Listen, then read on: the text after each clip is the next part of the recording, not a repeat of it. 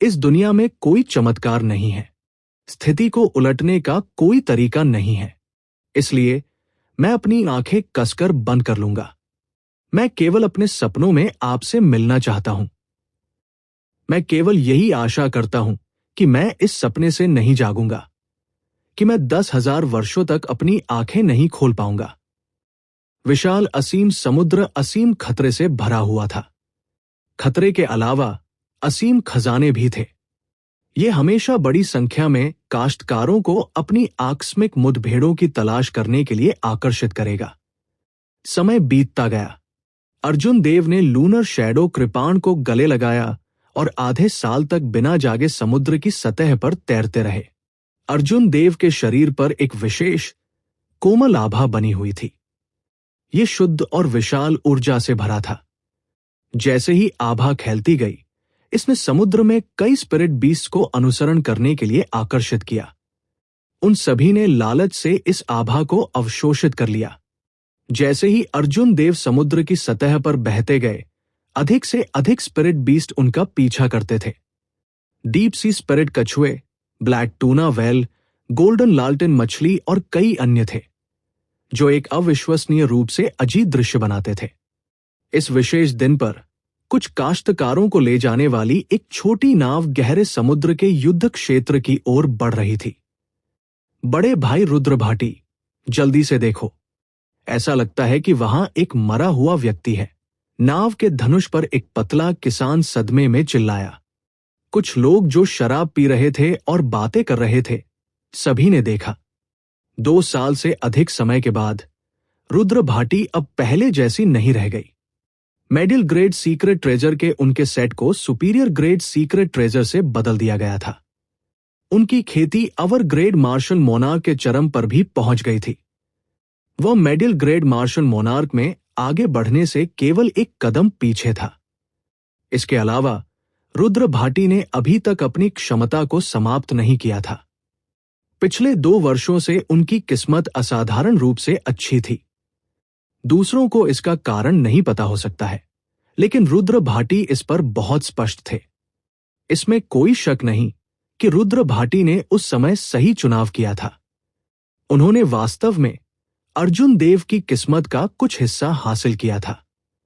स्पष्ट रूप से रुद्र भाटी नाव पर समूह के नेता थे। शराब का एक बड़ा घूंट लेते ही उसके होंठ फड़क गए।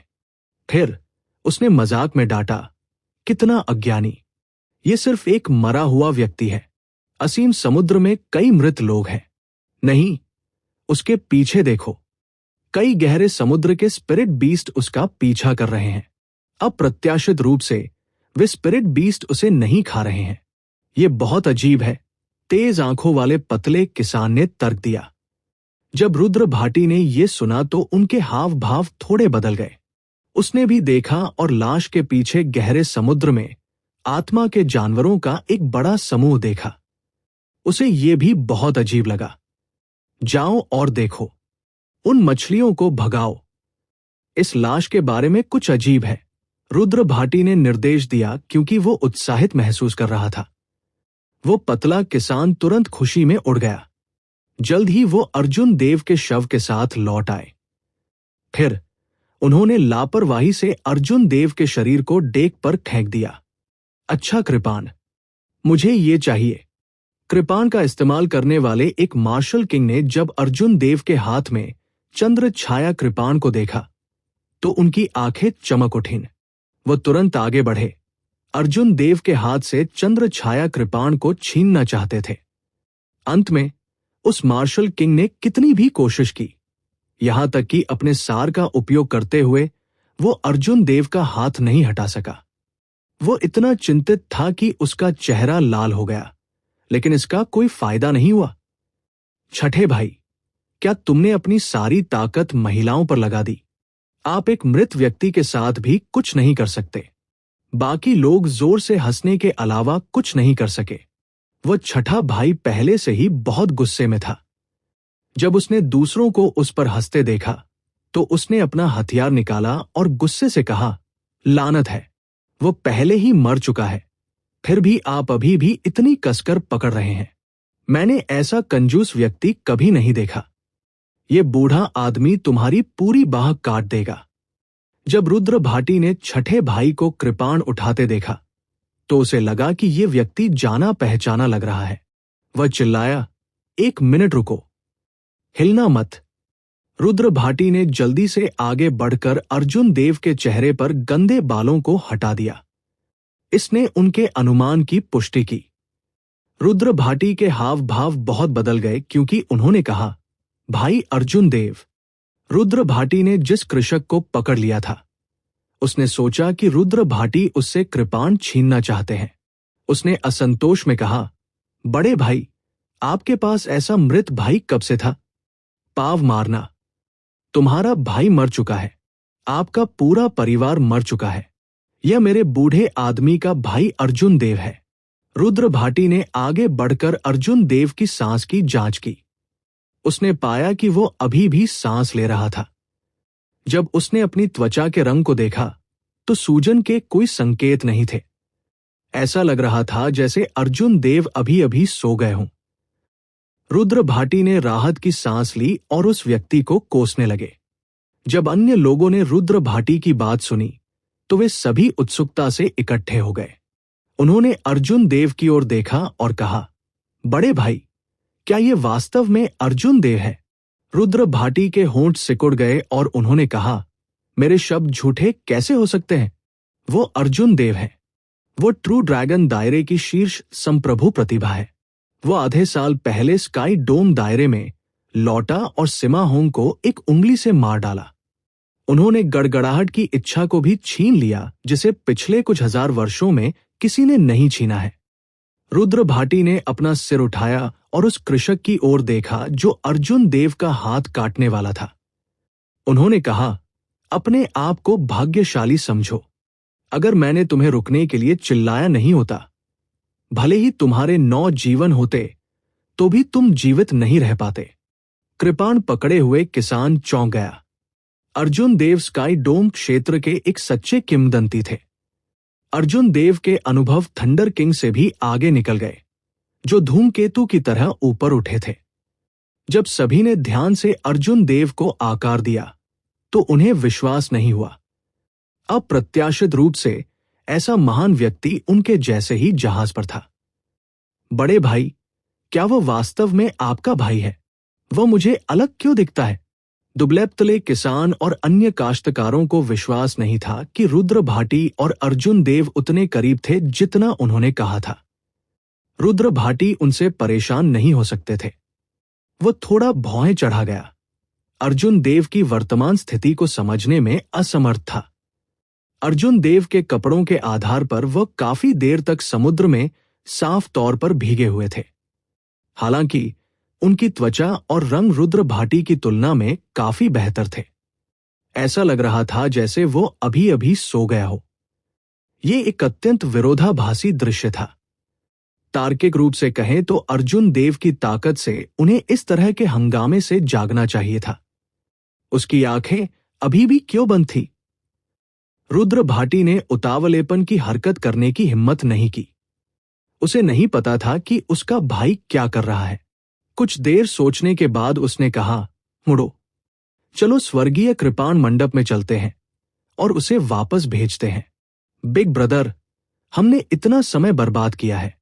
क्या हम गहरे समुद्र के युद्ध क्षेत्र में नहीं जा रहे हैं? रुद्र भाटी ने डांटा, बेवकूफ। अगर मेरा भाई जाग जाता है तो वो आपको कुछ लाभ देगा। यह आपके लिए 100 साल तक गहरे समुद्र के युद्ध के मैदान में रहने के लिए पर्याप्त होगा।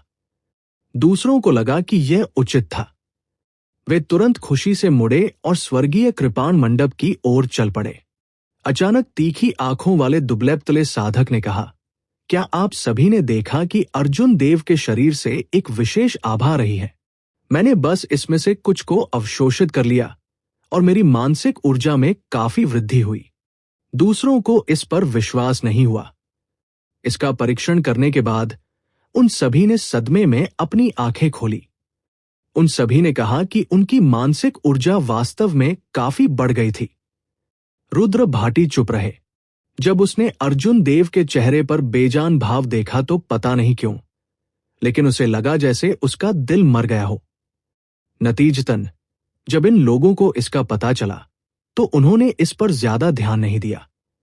क्या ऐसा हो सकता है कि भाई अर्जुन देव जागने वाले नहीं हैं?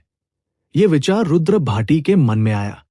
जहाज पर मौजूद अन्य किसान जब मुड़े तो वे काफी खुश थे। 1 महीने से अधिक समय के बाद अर्जुन देव की मानसिक ऊर्जा काफी बढ़ गई थी। हालांकि अर्जुन देव ने जो विशेष ऊर्जा दी थी वो खत्म होने के कोई संकेत नहीं दिखा रहा था। देवता जाति के अलावा जिनके पास अपनी जन्मजात प्रतिभा के कारण मानसिक ऊर्जा की खेती करने का एक अच्छा मौका था, यहां तक कि कुनलुन क्षेत्र की अन्य जातियों को भी मानसिक ऊर्जा की खेती के लिए साधना तकनीक प्राप्त करना मुश्किल होगा। केवल रुद्र भाटी ने भौहें चढ़ा दी। 1 महीना बीत चुका था और ये वैसा ही था जैसा रुद्र भाटी ने अनुमान लगाया था। अर्जुन देव अभी तक नहीं उठे थे। रुद्र भाटी ने चंद्र छाया कृपाण को दोनों हाथों से कसकर पकड़ लिया और जागने के लिए तैयार नहीं होकर गहरी नींद में सो गए। बिग ब्रदर, हम लगभग थंडर किंग वैली में हैं, पतले कल्टीवेटर ने अपने चेहरे पर मुस्कान के साथ कहा क्योंकि उसने सामने घाटी की ओर इशारा किया। रुद्र भाटी ने ऊपर देखा और देखा कि वे वास्तव में लगभग थंडर किंग वैली में थे। वो बुदबुदाया, गड़गड़ाहट की उस अमर इच्छा के बिना मुझे इस थंडर एम्परर वैली में चलने की आदत नहीं है। छोटी नाव धीरे धीरे आगे बढ़ी, शांति से घाटी के माध्यम से नौकायन कर रही थी। घाटी के दोनों किनारों पर अभी भी थंडर किंग का भित्ति चित्र आकाश में उड़ रहा था। डेक पर मौजूद अर्जुन देव अचानक हिल गए। जब रुद्र भाटी ने यह देखा तो उसे लगा कि वह चीजें देख रहा है। उसने अपनी आंखें मली और पता चला कि अर्जुन देव ने पहले ही अपनी आंखें खोल दी थी। उसकी आंखों में तीखापन अनर्गल और अद्वितीय था। हालांकि उसकी आंखों के सबसे गहरे हिस्से में उलटफेर और चुप्पी की भावना थी जिसे कोई भी पकड़ नहीं सकता था। अर्जुन देव की आंखें तीखे थे। अर्जुन देव की आंखें। अर्जुन देव डेक पर लेटे हुए और बुदबुदाए, thunder king valley, thunder king valley, तुमने मुझे यहां क्यों जगाया? जब युद्धपोत पर मौजूद अन्य लोगों ने अर्जुन देव को खड़ा देखा तो उन्होंने चुपचाप एक भारी दबाव महसूस किया। उन्हें लगा कि बोलना भी कठिन है। भाई अर्जुन देव, क्या आप ठीक हैं? रुद्र भाटी ने खुशी से पूछा जब उन्होंने देखा कि अर्जुन देव जाग गए हैं। भाई अर्जुन देव, क्या आप ठीक हैं? रुद्र भाटी ने खुशी से पूछा जब उन्होंने देखा कि अर्जुन देव जाग गए हैं। अर्जुन देव ने कोई स्पष्टीकरण नहीं दिया। उसने पूछा, भाई रुद्र भाटी, क्या आपके पास शराब है? दोनों ने काफी देर तक शराब पी और बातें की। जब अर्जुन देव को पता चला कि वह आधे साल से सो रहा है तो वो मदद नहीं कर सका, लेकिन काफी देर तक चुप रहा। जब जहाज घाटी से निकलने वाला था तो अर्जुन देव ने शराब की बोतल रुद्र भाटी को लौटा दी और उन्हें धन्यवाद दिया। फिर वो बिना एक शब्द कहे थंडर किंग वैली के लिए उड़ान भर गया। अर्जुन देव वज्र सम्राट घाटी में चुपचाप खड़े होकर दूर आकाश की ओर देखने लगे। उसके विचार तेज हवा के साथ भटक गए। लंबे समय के बाद उन्होंने यूनिवर्स रिंग से लूनर शैडो कृपाण निकाला। अर्जुन देव ने हुआंगडांग ध्वनि के साथ इसकी म्यान से कृपाण खींची। ठंडा और पतला कृपाण ब्लेड पहले की तरह तेज था। अर्जुन देव ने कृपाण के ब्लेड को अपनी उंगली से छुआ और धीरे से उसे काट दिया। कृपाण ब्लेड पर तुरंत खून बह गया। खून टपकने की प्रतीक्षा किए बिना अर्जुन देव ने कृपाण को म्यान किया और उसे अपनी हथेली से तोड़ दिया। लूनर शैडो कृपाण ने तुरंत थंडर किंग वैली में प्रवेश किया। जमीन में एक पिच ब्लैक होल था। यह अज्ञात था कि लूनर शैडो कृपाण कितना गहरा था। अर्जुन देव ने जमीन पर घुटनों के बल बैठ गए और अपने माथे को कठोर पहाड़ी चट्टान से दबा लिया। खून बह गया और सफेद नेपच्यू हेडस्कार्फ को लाल रंग में रंग दिया। अगर मैं अभिमा को वापस नहीं ला सकता तो मैं, अर्जुन देव, इस जीवन में कभी भी दूसरी कृपाण का उपयोग नहीं करूंगा। भ्रामक कोहरे की झील में रहस्यमय और मजबूत ताबीज ने अर्जुन देव को शक्ति के शिखर को देखने की अनुमति दी थी। जब किसी की ताकत अपने चरम पर पहुंच जाती है तो चमत्कार हो सकता है। बड़े भाई, वो अर्जुन देव क्या कर रहा है? छोटी नाव घाटी से बाहर चली गई, लेकिन ज्यादा दूर नहीं गई। जब समूह ने अर्जुन देव को जमीन पर घुटने टेकते देखा, तो वे समझ नहीं पाए कि क्या हो रहा है। रुद्र भाटी ने चुपचाप आह भरी। उनके इस भाई को शायद किसी बाधा का सामना करना पड़ा था। उसने अपना हाथ लहराया और कहा, चलो चलते हैं। कुछ चीजें हैं जिन्हें हम समझ नहीं पा रहे हैं। 3 दिनों तक थंडर एम्परर वैली में रहने के बाद अर्जुन देव नीचे डूब गए और उन परिवर्तनों की जांच करने लगे जो बैंगनी थंडर डिवाइन इंटेंटेशन की 7वीं परत उन्हें लाए थे। सबसे पहले उसकी चेतना का समुद्र था। उनकी चेतना के समुद्र में मानसिक ऊर्जा वास्तव में सभी जादुई ऊर्जा में बदल गई थी। इसके अलावा अर्जुन देव द्वारा जानबूझकर इसे नियंत्रित किए बिना यह सब फैल गया। जब अर्जुन देव ने विशाल और फलती फूलती जादुई ऊर्जा को देखा, तो वो आहें भरने के अलावा कुछ नहीं कर सके। पर्पल थंडर डिवाइन इंकैंटेशन की 7वीं परत वास्तव में उनके लिए एक अमर अवसर लेकर आई थी। कुनलुन क्षेत्र के सुदूर पेंगलाई सागर में अमर कृषक भी थे। हालांकि जहां तक अर्जुन देव को पता था, अमर कृषक खेती नहीं कर सकते थे। उन्होंने कभी नहीं सुना था कि एक मार्शल कल्टीवेटर अमर खेती करने में सक्षम है। सिर्फ कोई ही अमर खेती नहीं कर सकता था।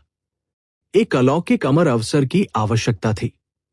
अन्यथा कोई कितना भी प्रतिभाशाली क्यों न हो, कोई भी दरवाजे में प्रवेश नहीं कर पाएगा। वर्तमान मार्शल युग में अमर अवसर वाले बहुत कम लोग थे। केवल पेंगलाई सागर में ही कुछ अमर कृषक इकट्ठे हुए। इन अमर काश्तकारों का अमर युग के लोगों से कोई संबंध नहीं था। वे कुछ विरासत प्राप्त करने के बाद की पीढ़ियों द्वारा स्थापित किए गए थे। अमर युग के सच्चे विशेषज्ञों की तुलना में अमर काश्तकारों की ताकत बादलों के लिए कीचड़ की तरह थी। फिर से जांच करने के बाद अर्जुन देव ने पाया कि उनके स्वर्गीय ऋषि नियम कम या लुप्त नहीं हुए थे। एक कल्टीवेटर की ऊर्जा अभी भी मौजूद थी। इसके अलावा वे और भी शुद्ध और सघन हो गए थे। 300 स्वर्गीय ऋषि कानूनों में से प्रत्येक 3 गुना मोटा हो गया था। एक बच्चे की बात जितना मोटा था। एक शिखर अवर ग्रेड मार्शल ऋषि में 500 स्वर्गीय ऋषि कानून हो सकते हैं। यद्यपि अर्जुन देव की साधना में कोई बदलाव नहीं आया था, लेकिन कुनलुन क्षेत्र में एक साधारण सुपीरियर ग्रेड मार्शल ऋषि भी उनकी तुलना नहीं कर पाएगा। स्वर्गीय ऋषि कानूनों की शक्ति के संदर्भ में वे अर्जुन देव की तुलना में सक्षम नहीं होंगे। अमर दोहरी खेती और मार्शल कल्टीवेशन। अचानक अर्जुन देव के मन में ये शब्द उतर आए। पर्पल थंडर डिवाइन इंटेंटेशन का उद्देश्य संभवतः अमर दोहरी खेती और मार्शल कल्टीवेशन की दोहरी खेती करना था। कल्टीवेशन के संग्रह में दर्ज अमर कला बहुत कम रैंक वाली थी। कुनलुन क्षेत्र की मार्शल तकनीकों की तुलना में वे बहुत कमजोर थे। वे सभी बुनियादी ज्ञान थे। केवल ये पर्पल थंडर डिवाइन इंटेंटेशन कुछ हेवन रैंक की गई खेती तकनीकों से कहीं आगे निकल गया। अब जब ये 7वीं परत तक टूट गया था, तो ये कहना अतिशयोक्ति नहीं होगी कि ये पृथ्वी को चकनाचूर कर रहा था। पर्पल थंडर डिवाइन इंटेंटेशन वास्तव में किसने बनाया? अर्जुन देव के वर्तमान ज्ञान को देखते हुए अमर युग या मार्शल युग के विशेषज्ञों के लिए इस तरह की मार्शल तकनीक के साथ आना असंभव होगा। केवल कोई व्यक्ति जिसने अमर कला और मार्शल दाव दोनों का अध्ययन किया था, साथ ही कुनलुन क्षेत्र के काश्तकारों की काया से परिचित था, ऐसा बैंगनी थंडर दिव्य मंत्र बना सकता था। पर्पल थंडर डिवाइन इंटेंशन की ताकत बिना किसी संदेह के चली गई। अब अर्जुन देव वास्तव में पर्पल थंडर डिवाइन इंटेंशन के खतरों को समझ गए थे। अर्जुन देव की चेतना के सागर में बैंगनी थंडर ताबीज धीरे धीरे घूमता था। उनके नियंत्रण में बिखरी हुई मैजिक एनर्जी का रिसाव बंद हो गया। अर्जुन देव ने अपनी चेतना को अपने डेंटियम में डुबो दिया। ये देखना चाहते थे कि ब्लू ड्रैगन मार्शल स्पिरिट, जिसे बिजली के अनगिनत बोल्ट से बपतिस्मा दिया गया था, अब कैसा दिखता है। अगर अर्जुन देव ने इसे नहीं देखा होता तो उन्हें पता ही नहीं चलता। हालांकि जब उसने इसे देखा तो वह चौंक गया। छोटा ब्लू ड्रैगन पहले ही सुधर चुका था। हालांकि अर्जुन देव को लगा कि यह मार्शल स्पिरिट से बहुत अलग है। अतीत में ब्लू ड्रैगन मार्शल स्पिरिट एक ड्रैगन के आकार की ऊर्जा थी जिसे आसानी से नियंत्रित नहीं किया जा सकता था। अब इस ब्लू ड्रैगन ने अर्जुन देव को यह एहसास दिया कि यह उनका क्लोन है। इसके अलावा यह एक बच्चे की तरह बहुत गोलमटोल था। यह न केवल अपनी हर चाल को नियंत्रित कर सकता था, बल्कि इसमें बहुत ऊर्जा भी थी। इसके अलावा अर्जुन देव के साथ इसका संबंध और भी घनिष्ठ था। अगर यह ब्लू ड्रैगन अब नष्ट हो जाता तो यह पहले जैसा आसान नहीं होता। अर्जुन देव भी मर जाएंगे। अर्जुन देव ने कुछ चौंक कर पूछा, यह क्या है? याशिर? या ये एक ड्रैगन नवजात आत्मा है? स्पष्ट रूप से इस छोटे ब्लू ड्रैगन खेती के संग्रह में परिचय के अनुसार एक याशिर की विशेषताएं थी। हालांकि क्या अमर काश्तकारों का याशिर हमेशा उनका अपना नहीं था? इसे प्रसारित करने की कोशिश करने के बाद अर्जुन देव ने पाया कि यह ब्लू ड्रैगन वास्तव में उनका याशिर था। अभी के लिए वो इसे दोहरी अमर खेती और मार्शल कल्टीवेशन के परिणाम के रूप में मान सकता था। चूंकि कोई बड़ी समस्या नहीं थी, इसलिए अर्जुन देव ने इसे रहने दिया। उसकी दाहिनी आंख में भयंकर ज्वाला जलने लगी। अर्जुन देव के एक विचार के साथ पर्पल थंडर ट्रू फायर तुरंत बाहर निकल गया। बैंगनी बिजली की विशेषता वाली आग ने आकाश को ढक लिया और समुद्र की सतह पर उतर गई। छी! उसी पल में समुद्र की सतह से असीम गर्म भाप उठी। एक पल में इसने आसपास के 50 किलोमीटर को घेर लिया। सफेद धुंध ने हवा को भर दिया। समुद्र का अधिकांश जल वाष्पित हो गया था। समुद्र की सपाट सतह पर एक विशाल गड्ढा दिखाई दिया। सभी दिशाओं से समुद्र का पानी इकट्ठा हो गया और बेतहाशा घूमते हुए एक अतुलनीय विशाल भंवर का निर्माण किया। अर्जुन देव ने पर्पल थंडर ट्रू फायर को वापस ले लिया और उसे अपनी आंखों में वापस कर दिया। जब उसने अपने सामने का दृश्य देखा तो वो कुछ हैरान रह गया। पर्पल थंडर डिवाइन इंटेंटेशन की 7वीं परत द्वारा लाई गई पर्पल थंडर ट्रू फायर ये पर्पल थंडर ट्रू फायर थी। अब purple thunder true fire Arjun Dev का असली हथियार था। कुनलुन क्षेत्र में वह निश्चित रूप से उसी पीढ़ी की उत्कृष्ट प्रतिभाओं के साथ प्रतिस्पर्धा कर सकता था। हालांकि यिन और यांग के बीच असंतुलन था। ताइजी यिनयांग फ्लेम डायग्राम बनाना आसान नहीं होगा। चंद्र की सच्ची लौ को अवशोषित करने के लिए अर्जुन देव को और अधिक यिन जिम्मेदार लपटों की तलाश करनी पड़ी। पुनर्जीवन। इस समय अर्जुन देव केवल उनका वर्णन करने के लिए इस वाक्यांश का उपयोग कर सकते थे। वह एक ऐसे मार्ग पर चल रहा होगा जिस पर भविष्य में उससे पहले कोई भी नहीं चल पाएगा। काफी समय बाद अर्जुन देव शांत हो गए। उसके हाथ में एक जेड पट्टी दिखाई दी। यह वह जादुई कौशल था जिसे उन्होंने स्काई डोम इमॉर्टल रियन स्टारी हेवन स्टॉर्म में गोल्डन क्रो अंडे के साथ प्राप्त किया था। अतीत में उसके पास मैजिक एनर्जी नहीं थी और वह इस मजबूत मैजिक स्किल का अभ्यास नहीं कर सकता था। वो केवल इसे देख सकता था। अब यह अर्जुन देव के अनुकूल था। हालांकि खेती के संग्रह में कई अमर कलाएं थी, लेकिन वे सभी अमर कलाएं थी जिनका कुनलुन क्षेत्र में उल्लेख नहीं किया जाना चाहिए। मजबूत मार्शल तकनीक से पहले वे बिल्कुल भी उल्लेख के लायक नहीं थे। केवल जादू कौशल ही वास्तव में मजबूत अमर कला थे। जादू कौशल को मामूली जादू कौशल, प्रमुख जादू कौशल और सर्वोच्च जादू कौशल में विभाजित किया गया था। पेंगलाई सागर की वर्तमान खेती की दुनिया में विभिन्न अमर दाव संप्रदायों के पास कई छोटे जादू कौशल नहीं थे। प्रमुख जादू कौशल और भी दुर्लभ थे। सुप्रीम मैजिक स्किल्स के लिए वे एकल अंकों में होंगे। स्टारी हेवन स्टॉर्म एक छोटी माइनर मैजिक स्किल थी। हालांकि ये एक मामूली जादू कौशल था, लेकिन इसकी ताकत एक नियमित हेवन रैंक मार्शल तकनीक से अधिक मजबूत थी। इसके अलावा जब एक निश्चित स्तर तक खेती की जाती है तो ये एक प्रमुख जादू कौशल में भी बदल सकता है। अर्जुन देव ने एक बार फिर स्टारी हेवन स्टॉर्म को अंजाम देने के प्रमुख बिंदुओं का ध्यानपूर्वक अध्ययन किया। फिर उसने अपनी आंखें बंद कर ली और ध्यान से विचार किया। अपने दिमाग में इस जादुई कौशल के निष्पादन का अनुकरण किया। थोड़ी देर बाद अर्जुन देव ने अपनी आंखें खोली और हाथ की सील बनाई, जिससे अलग अलग हाथ की सील बन गई। उसकी चेतना के समुद्र में जादुई ऊर्जा जल्दी से सूख गई। ब्रह्मांड के जटिल वातावरण के कारण कई तारे थे। कुछ तारे ऐसे होने के लिए बाध्य थे जो विभिन्न दुर्घटनाओं के कारण अपनी कक्षाओं को छोड़ चुके थे। किसी को पता होना चाहिए कि प्रत्येक तारे की कक्षा स्वर्गीय दाओ द्वारा उसके जन्म के क्षण से व्यवस्थित की गई थी। हालांकि ब्रह्मांड विशाल था, सर्वोच्च स्वर्गीय दाओं की नजर में यह शतरंज की बिसात जैसा था।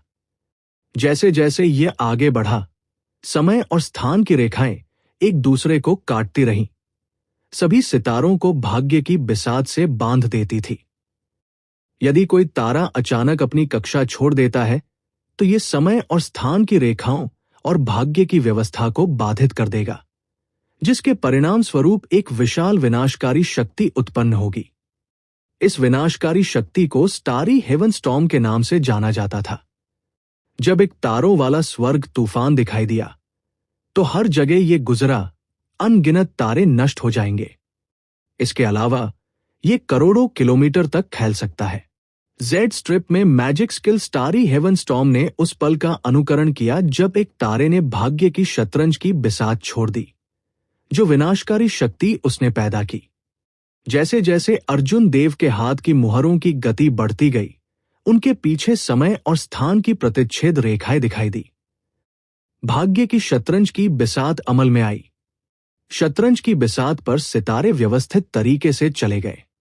ये एक विशाल आकाश गंगा की तरह लग रहा था, बिल्कुल कुनलुन क्षेत्र के असीम तारों वाले स्वर्ग की तरह। अर्जुन देव के हाव भाव चिंतित हो गए। उन्होंने अपनी आध्यात्मिक भावना को विशाल स्टार चार्ट में भेजा। जल्दी से एक लक्ष्य की तलाश की। मैं नहीं कर सकता, यह सितारा बहुत बड़ा है, मैं इसे स्थानांतरित नहीं कर सकता। मैं इसे भी स्थानांतरित नहीं कर सकता। यह सिर्फ सही आकार है, यह बस स्थानांतरित करने के लिए पर्याप्त है। यह सही नहीं है, यह तारा बहुत दूर है। इसे धक्का देने के बाद परिणामी तूफान नीचे नहीं उतर सकता। बैंड, एक तीव्र विस्फोट की आवाज आई और उसके पीछे विशाल तारा नदी आरेख टुकड़ों में बिखर गया। अर्जुन देव को खांसते हुए खून बह निकला। उनकी रहस्यवादी कला का निष्पादन विफल हो गया था और उन्हें प्रतिक्रिया का सामना करना पड़ा। उसके दिमाग में एक सुनहरी घंटी की आवाज गूंज उठी, जिससे उसे चक्कर आने लगे और वह स्थिर रूप से खड़े होने में असमर्थ हो गया। एक दिव्य क्षमता विकसित करना उनकी कल्पना से कहीं अधिक कठिन था, लेकिन अर्जुन देव आश्चर्यचकित नहीं थे। वो क्रॉसलाइट बैठ गया और अपना दूसरा प्रयास शुरू करने से पहले 1 घंटे के 1/4 के लिए आराम किया। 10 प्रयासों के बाद अर्जुन देव आखिरकार एक स्टार को आगे बढ़ाने में सफल रहे। भाग्य की शतरंज की बिसात पर अंतरिक्ष समय रेखाओं में हिंसक रूप से उतार चढ़ाव होने लगा। एक पल में एक तारों वाला स्काई स्टॉर्म दिखाई दिया। जैसे ही अर्जुन देव ने अपना हाथ बढ़ाया, काली आंधी उनके सामने समुद्र की ओर दौड़ पड़ी। जब हवा चरम पर थी तो ये कैसा होगा? समुद्री जल तारों वाले आकाश के तूफान से चुपचाप उड़ गया था, सीधे वाष्पीकृत हो रहा था। समुद्री जल, जो कई किलोमीटर गहरा था, तुरंत नीचे आ गया। समुद्र की सतह पर 100 मीटर चौड़ी खाई दिखाई दी। समुद्र की सपाट सतह पर कहीं से भी एक बड़ी खाली जगह दिखाई दी। इसे 2 हिस्सों में बांटा गया था। अगले ही पल समुद्र का पानी वापस एक साथ विलीन हो गया और विशाल लहरें भयंकर रूप से उठीं। पूरा समुद्र अराजक हो गया, आने वाले तूफान से भी डरावना लग रहा था। अर्जुन देव की आंखों में खुशी का एक निशान दिखाई दिया। उसने एक फीकी मुस्कान प्रकट की और कुछ आदतन कहा, अभिमा, इस लघु जादू कौशल की ताकत कैसी है? अर्जुन देव के बोलने के ठीक बाद वह दंग रह गए। उसकी अभिव्यक्ति तुरंत उदास हो गई। उसने अपनी आध्यात्मिक भावना से खाली अमर आत्मा की अंगूठी को देखा और उसकी आंखों में खुशी धीरे धीरे फीकी पड़ गई। जब कुछ लोग आसपास होते थे तो आपको उनकी आदत हो जाती थी, ये महसूस करते हुए कि उनका अस्तित्व ही नहीं है। जब वे चले जाएंगे तभी आप उन्हें संजो कर रखेंगे। अर्जुन देव के हाथ के एक फ्लिप के साथ अमर आत्मा की अंगूठी से एक टूटी हुई कृपाण उड़ गई। ये थंडर किंग की शहतूत तलवार का दूसरा टुकड़ा था। जैसे ही अर्जुन देव ने टूटी हुई कृपाण को कसकर पकड़ा, उसकी आंखों में एक दृढ़ भाव चमक उठा। अमर युग मार्शल युग की तुलना में हजारों वर्षों से अधिक समय से अस्तित्व में था। अर्जुन देव को यकीन था कि वह एक सर्वोच्च जादू कौशल पा सकता है जो अंतरिक्ष समय को उलट सकता है और भाग्य की नदी के माध्यम से अभिमा को वापस बुला सकता है। अर्जुन देव के हाथ में टूटी हुई कृपाण पर अभी भी अभिमा का कुछ निशान था। जब तक टूटी हुई कृपाण थी तब तक आशा थी। अगर उसने कड़ी मेहनत की तो एक चमत्कार होगा। थंडर एम्परर वैली को गहराई से देखने के बाद अर्जुन देव के पैरों के नीचे एक बिजली की रोशनी चमक उठी। उसने जगह फाड़ दी और स्वर्गीय कृपाण मंडप में वापस चला गया। जब सौम्या और अन्य लोगों ने अर्जुन देव को आधे साल के बाद स्वर्गीय कृपाण मंडप में लौटते देखा तो उन सभी ने राहत की सांस ली। अभिमा को खोने के बाद अर्जुन देव ने अपने आसपास के लोगों को संजोया। वो नहीं चाहते थे कि त्रासदी खुद को दोहराए। अभिमा को पहले वापस लाने के लिए उन्होंने और भी कठिन खेती की। 10 दिन बाद अर्जुन देव, जो उनकी ताकत से अधिक परिचित थे, एक बार फिर स्काई डोम अमर क्षेत्र में पहुंचे। उस ग्रैंड मास्टर स्तर के मार्शल सेज खूंखार जानवर से लंबे समय तक लड़ने के बाद अर्जुन देव ने अमर झील के बीच में मंडप में सफलतापूर्वक प्रवेश किया। पवेलियन ने अर्जुन देव को निराश नहीं किया। एक जेड पट्टी थी जिसमें एक माइनर मैजिक स्किल था। तारों वाले हेवन स्टॉर्म की भयानक ताकत को देखने के बाद अर्जुन देव को आखिरकार समझ में आया कि एक मामूली जादू कौशल कितना कीमती था। खेती के संग्रह में हजारों जादू तकनीकें थी, लेकिन एक भी जादू कौशल नहीं था। एक साथ जोड़े गए सभी तारों वाले स्वर्ग तूफान के रूप में कीमती नहीं थे। जेड स्ट्रिप में नए मैजिक स्किल को ग्रेट सन इंकेंटेशन कहा जाता था। महान सूर्य मंत्र। यदि कोई इसे सफलतापूर्वक निष्पादित करता है तो वह मंत्र बोलने में सक्षम होगा। हर शब्द में धधकते सूरज की शक्ति होगी।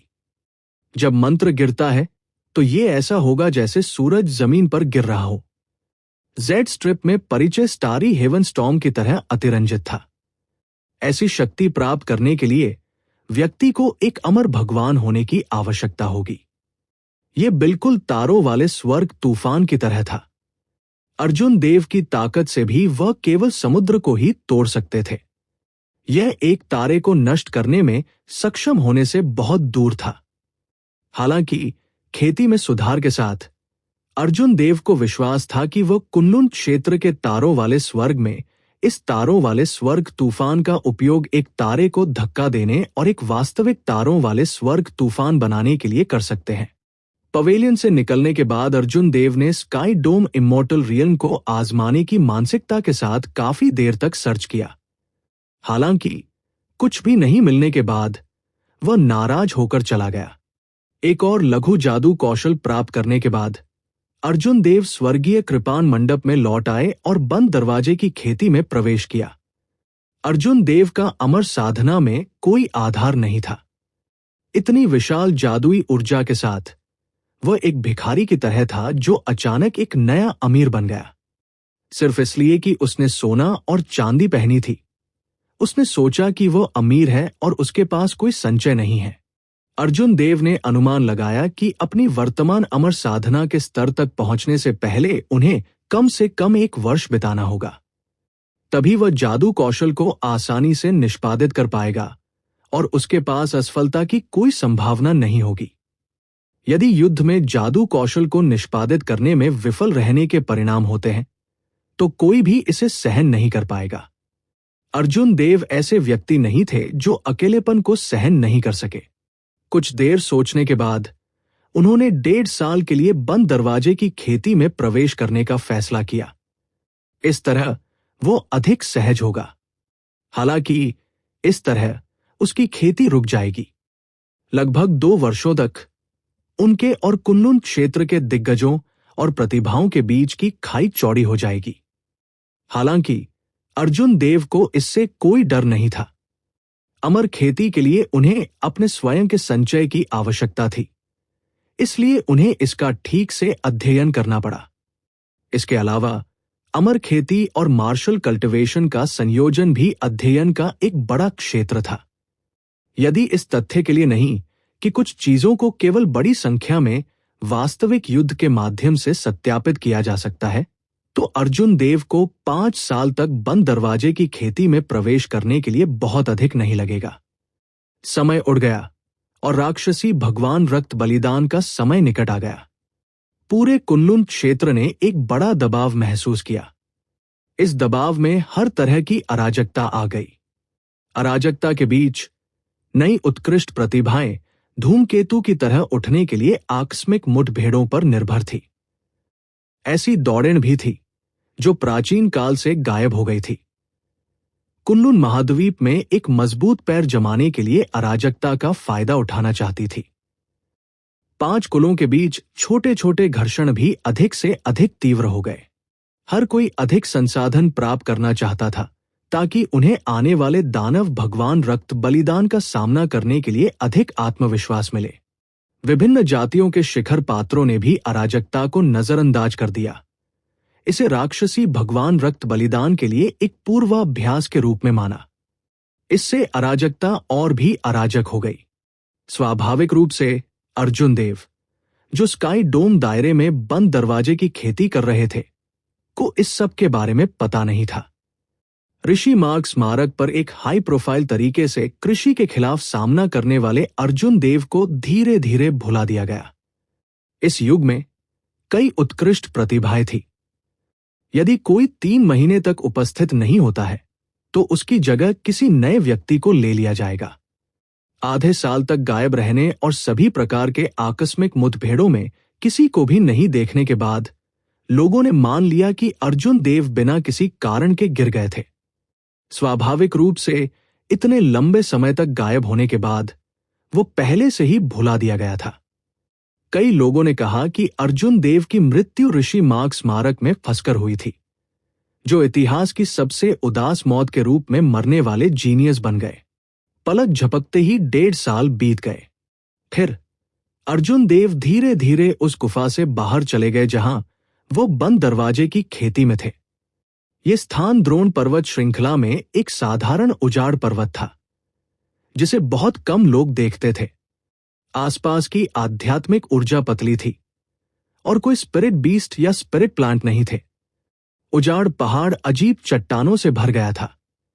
एक नजर में ये असीम लग रहा था। ऊपर से चिलचिलाती धूप चमक रही थी। अर्जुन देव ने एक गहरी सांस ली। पिछले 1.5 साल के दौरान वो बंद दरवाजे से खेती नहीं कर रहे थे, गुफा से बाहर नहीं निकल रहे थे। कभी कभी वो अपने विचारों का परीक्षण करने के लिए बाहर आता था। सामने जहे पहाड़ पिछले 1.5 साल में उनके परीक्षणों का परिणाम थे। भले ही अर्जुन देव ने अपनी आधी से भी कम ताकत का उपयोग करते हुए जानबूझकर अपनी साधना को दबा दिया था, लेकिन स्काई डोम दायरे में उन्होंने जो विनाशकारी शक्ति पैदा की थी वो अभी भी बहुत भयानक थी। तारों वाला स्वर्ग तूफान। अर्जुन देव चिल्लाए और हाथ की मुहर बना ली। बस एक पल में उसने भाग्य की शतरंज की बिसात का अनुकरण करने के लिए अपनी जादुई ऊर्जा का उपयोग किया। ब्रह्मांड में तारे एक असीम स्टार चार्ट में फहराते हैं। अर्जुन देव की आध्यात्मिक भावना इस असीम स्टार चार्ट में सितारों की खोज में स्वतंत्र रूप से तैरती रही। फिर उसने 3 सितारों को घेर लिया और उन्हें अपनी पूरी ताकत से धक्का दिया। जाओ। अर्जुन देव के हाव भाव गंभीर हो गए क्योंकि उन्होंने अपना हाथ बढ़ाया। एक काला तारों वाला स्वर्ग तूफान बाहर निकला, जिसने अंतरिक्ष में एक पिचकाली खाई को फाड़ दिया जो 500 किलोमीटर तक फैली हुई थी। जब शॉक वेव उतरी तो विभिन्न पहाड़ बहुत छोटे हो गए। महान सूर्य मंत्र। अर्जुन देव के हाथ हिलना बंद नहीं हुए। उसकी जादुई ऊर्जा एक भयंकर आग की तरह उमड़ पड़ी, जो अमर दांव कानूनों पर आधारित थी। आसमान में धधकता सूरज धीरे धीरे मंद पड़ गया। पहले तो अर्जुन देव को कुछ भी महसूस नहीं हुआ। हालांकि थोड़ी देर बाद आसमान से उतरने वाली सूरज की रोशनी स्पष्ट रूप से मंद हो गई, अंधेरा हो गया। महान सूर्य मंत्र ने हवा में सौर ट्रू फ्लेम को जगाया और इसे शब्दों में एकत्र किया। वो कितना शक्तिशाली और अद्भुत था। केवल एक अमर कला या जादू कौशल ही ऐसा कर सकता है। अर्जुन देव की वर्तमान साधना के साथ यह व्यावहारिक रूप से एक चमत्कार था। अर्जुन देव ने अपना मुंह खोला और यांग शब्द थूक दिया, जिसका अर्थ सूर्य के लिए यांग था। हालांकि यह सरलीकृत चीनी या ऐसी लिपि में नहीं लिखा गया था जिससे अर्जुन देव परिचित थे। इसके बजाय यह एक रहस्यमय लिपि में लिखा गया था। सुनहरे उज्ज्वल यांग चरित्र ने उन सभी सौर सच्ची लौ को इकट्ठा किया जिन्हें अर्जुन देव ने जगाया। जब यह जमीन पर उतरा तो चरित्र से एक सुनहरी लौ फैल गई। तुरंत चारों ओर 500 किलोमीटर की जमीन झुलस गई। पुची की आवाज के साथ जमीन जल गई, चमकदार लाल हो गई, जैसे कि वो 100 वर्षों से धधकती धूप के संपर्क में थी। जमीन पर कुछ खरपतवार और छोटे पेड़ तुरंत जलकर राख हो गए। क्या है? क्या का? जमीन में गहरी खाइयां फैल गई हैं। पलक झपकते ही आसपास की 500 किलोमीटर की जमीन ढह गई। हालांकि यह स्काई डोम क्षेत्र था। चाहे वह स्थानिक संरचना हो या जमीन में आध्यात्मिक ऊर्जा, वे कुनलुन क्षेत्र से तुलना नहीं कर सकते थे। हालांकि अर्जुन देव महान सूर्य मंत्र की विनाशकारी शक्ति से बहुत संतुष्ट थे, जो 30% समझ में आ गया था। यद्यपि वह अमर कला और दिव्य क्षमताओं में उतना कुशल नहीं था जितना वह चाहता था। वो उन्हें उतनी आसानी से कास्ट करने में विफल नहीं होगा जितना उसने मार्शल कौशल के साथ किया था। पिछले 1.5 वर्षों में अर्जुन देव की सबसे बड़ी कड़वी साधना उनकी शक्ति में सुधार नहीं, बल्कि उनकी मानसिक स्थिति का स्थिरीकरण था। लाभ और हानि के बीच अर्जुन देव एक पूर्ण परिवर्तन से गुजरे। अब उसकी मानसिक स्थिति उन बूढ़े राक्षसों की तरह मजबूत थी जो सैकड़ों वर्षों से जीवित थे। ये डार्क चर्च की यात्रा करने का समय है। अर्जुन देव ने अपनी तकनीक वापस ले ली और शांति से बोलते हुए प्राचीन उजाड़ भूमि की दिशा में देखा। डार्क चर्च से उस रहस्यमय व्यक्ति के प्रकट होने के बाद से वो अर्जुन देव के दिल में एक कांटा बन गया था। वो महसूस करता रहा कि इस व्यक्ति की उत्पत्ति उससे निकटता से संबंधित है। सलीम द्वारा उसे कबीले से बाहर निकालने का डार्क चर्च से भी कुछ लेना देना हो सकता है। अब जब अर्जुन देव काफी मजबूत थे तो उन्हें विश्वास था कि वह अपनी रक्षा कर सकते हैं, भले ही वो उस रहस्यमय व्यक्ति के असली शरीर का सामना कर ले। वह जानता था कि ड्रैगन का पूल और बाघ की मांद किस तरह का था। नीदरलैंड संप्रदाय उसमें प्रवेश करने के बाद आधे दिन बाद अर्जुन देव स्वर्गीय सहार झील पर पहुंचे। जब वह उस द्वीप के ऊपर पहुंचा जहां डार्क चर्च था, तो वह थोड़ा स्तब्ध महसूस करने में मदद नहीं कर सका। जब उसने अपनी आध्यात्मिक भावना से द्वीप को स्कैन किया तो उसे उस पर कोई नहीं मिला।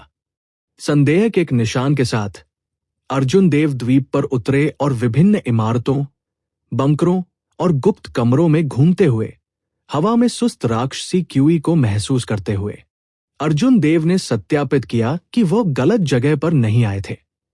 यह स्काई डोम दायरे में डार्क चर्च की शाखा थी।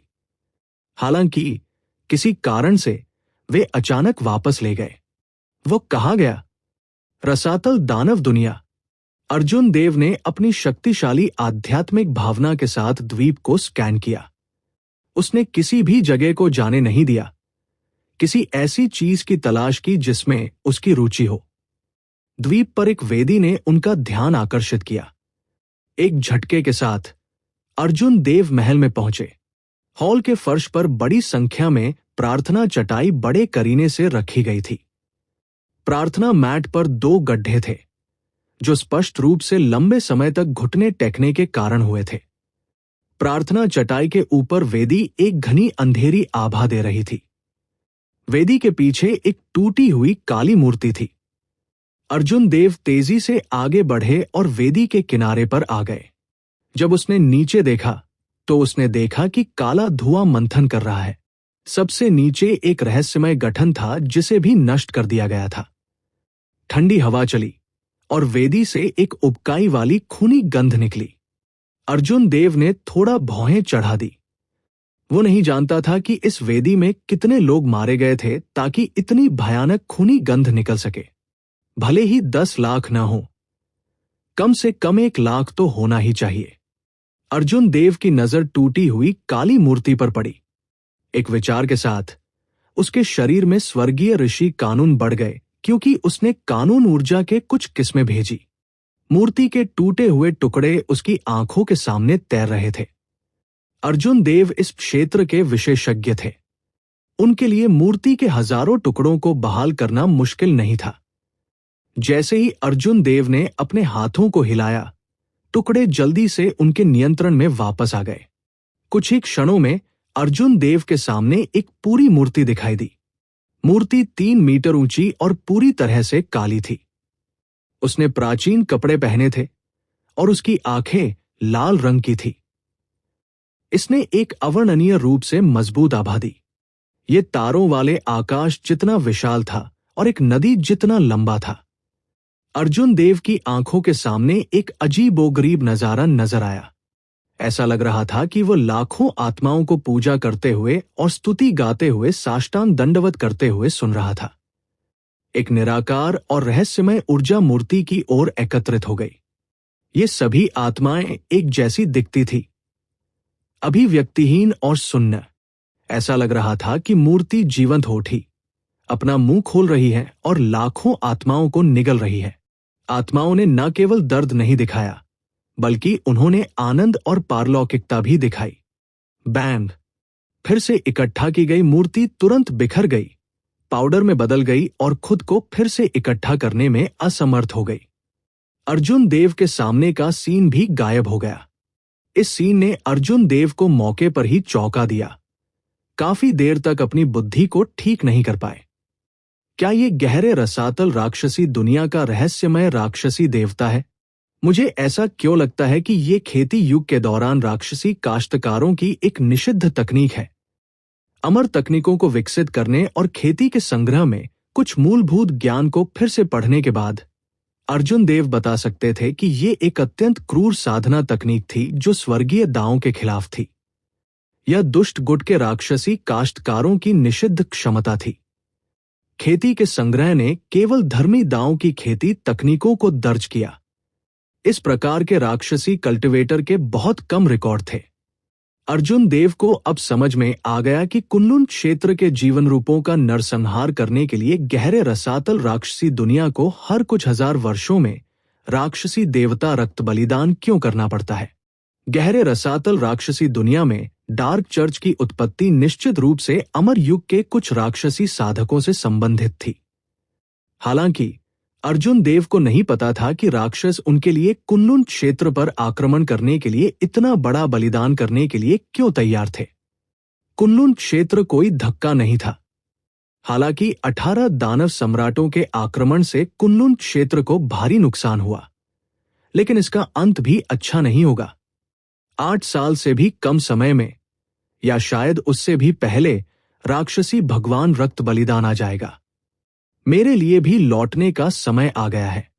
अर्जुन देव द्वीप से बाहर उड़ गए और थोड़ी देर के लिए हवा में रुक गए। फिर उसने एक शब्द थूका और आकाश अचानक बहुत गहरा हो गया। रहस्यमय, यांग, चरित्र उतरा। इस बार अर्जुन देव पीछे नहीं हटे। उसने अपनी 80% शक्ति का उपयोग किया। बैंग! सैकड़ों किलोमीटर का द्वीप तुरंत ढह गया, राख में बदल गया और स्वर्गीय विनाश झील में गायब हो गया। जैसे ही अर्जुन देव ने उस द्वीप को देखा जो अब अस्तित्व में नहीं था, उन्होंने एक संतुष्ट अभिव्यक्ति प्रकट की। स्वर्गीय कृपाण मंडप में लौटने और 1 महीने से अधिक समय तक आराम करने के बाद उन्होंने सौम्या और अन्य लोगों को अलविदा कह दिया।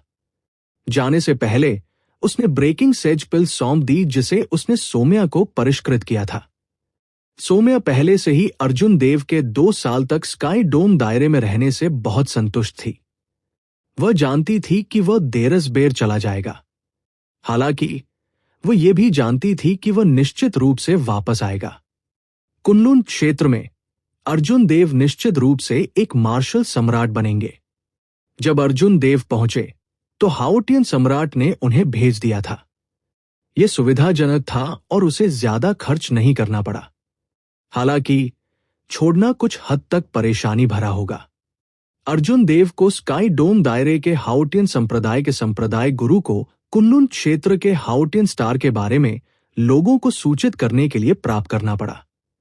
दोनों पक्ष तैयार होने के बाद ही अर्जुन देव अंतरिक्षेत्र टेलीपोर्टेशन के साथ आगे बढ़ सकते थे। यदि उसके पास सम्राट रुद्र की शक्ति होती तो यह बहुत आसान होता। जब तक सब कुछ तैयार हो गया तब तक 3 दिन बाद ही हो चुका था। परिवहन संरचना में बड़ी संख्या में स्पिरिट स्टोन्स के ढेर ने एक अंतरिक्षमय सुरंग खोली। फिर अर्जुन देव शांति से हाओटियन स्टार में लौट आए। 2 साल बीत चुके हैं। आप अंत में वापस आ गए हैं। परिवहन के बाहर अर्जुन देव को उम्मीद नहीं थी कि पहले बुजुर्ग चंद्र प्रकाश व्यक्तिगत रूप से उनका स्वागत करेंगे। इसलिए वह जल्दी से आगे बढ़ा और अभिवादन वापस कर दिया। पहली बार जब चंद्र प्रकाश ने अर्जुन देव को देखा तो उन्हें एक बड़ा बदलाव महसूस हुआ। अप्रत्याशित रूप से उसे लगा जैसे वह उसी पीढ़ी के किसी विशेषज्ञ का सामना कर रहा है। आखिरकार चंद्र प्रकाश एक ग्रैंड मास्टर स्तर के मार्शल ऋषि थे और पहले से ही 300 साल के थे। दूसरी नजर डालने पर चंद्र प्रकाश ने पाया कि अर्जुन देव अभी भी एक हीन श्रेणी के मार्शल ऋषि थे। हालांकि उनके स्वर्गीय ऋषि कानून, जो एक शिशु की बाह के रूप में मोटे थे, कुछ हद तक आश्चर्यजनक थे। एक अवर ग्रेड मार्शल ऋषि के रूप में अर्जुन देव के स्वर्गीय ऋषि नियम वास्तव में एक नियमित सुपीरियर ग्रेड मार्शल ऋषि की तुलना में बहुत मजबूत थे। हालांकि बस इतना ही। सबसे अच्छा, अर्जुन देव की युद्ध क्षमता एक मेडल ग्रेड मार्शल ऋषि की थी। इससे अर्जुन देव को यह भ्रम क्यों हुआ कि वह पहली नजर में उसी पीढ़ी के विशेषज्ञ हैं? चंद्र प्रकाश को संदेह महसूस होने से रोक नहीं सका। उन्हें यकीन था कि अर्जुन देव ने पिछले 2 वर्षों में एक धरती को चकनाचूर कर दिया है। आओ, मेरे पीछे आओ। मैं आपकी ताकत का परीक्षण करना चाहता हूं। अर्जुन देव चंद्र प्रकाश के पीछे पीछे चल रहे थे, चारों ओर देखते हुए हवा में तेजी से उड़ रहे थे। 2 साल पहले की तुलना में प्लैनेट हाउटियन बहुत जीवंत था। कभी कभी अर्जुन देव ने 2 या 3 युवा काश्तकारों के समूहों को हवा में उड़ते हुए देखा। उनमें से अधिकांश अर्धऋषि थे।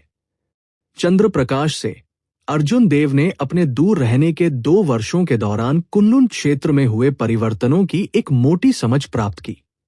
अब कुनलुन क्षेत्र वास्तव में अराजक था। विभिन्न जातियों के बीच छोटे पैमाने पर संघर्ष पहले ही गहन लड़ाइयों में बदल गए थे। कभी कभी पुरानी पीढ़ी के सुपीरियर ग्रेड मार्शल सेज के गिरने की खबर फैल जाती थी। विभिन्न जातियों के शिखर पावर हाउस और संप्रभु मार्शल सम्राटों ने हस्तक्षेप नहीं किया, जिससे लड़ाई तेज हो गई। इसके अलावा उन्होंने ग्रैंड मास्टर स्तर के मार्शल सेज को हस्तक्षेप करने की अनुमति नहीं दी। अर्जुन देव मोटे तौर पर समझ गए कि इसका क्या मतलब है। विभिन्न जातियों के संप्रभु मार्शल सम्राटों ने जानबूझकर इस अराजकता की शुरुआत की थी। उनका उद्देश्य राक्षसी भगवान रक्त बलिदान के आने से पहले कुछ और ग्रैंड मास्टर स्तर के मार्शल संतों को जन्म देने के लिए गहन लड़ाइयों का उपयोग करना था, जिससे उनकी जीत की संभावना बढ़ जाती थी। जब राक्षसी भगवान रक्त बलिदान आया तो सच्चे नायक निश्चित रूप से संप्रभु मार्शल सम्राट और दानव सम्राट होंगे। हालांकि निर्णायक कारक ये ग्रैंड मास्टर स्तर के मार्शल ऋषि होंगे। कारण बहुत सरल था। सम्राट रुद्र और सम्राट रुद्र के बीच विजेता का निर्धारण करना आसान होगा। हालांकि यह निर्धारित करना बहुत मुश्किल होगा कि कौन किसे मारेगा।